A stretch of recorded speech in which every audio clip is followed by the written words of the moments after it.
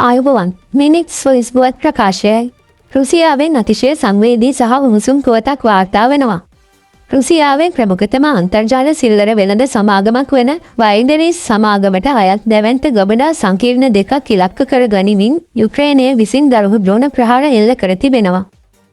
Moscow නුවරට ගිනිකොන දෙසින් පිහිටි තම්බෝ නගරයේ පිහිටි ගබඩාවකට එල්ල වූ ප්‍රහාරයෙන් පුද්ගලයන් 7ක් ජීවිතක්ෂයට පත්ව ඇති අතර තවත් 25 දෙනෙකු වරපතල තුවාල ලබා ඇති බවයි වාර්තා වන්නේ.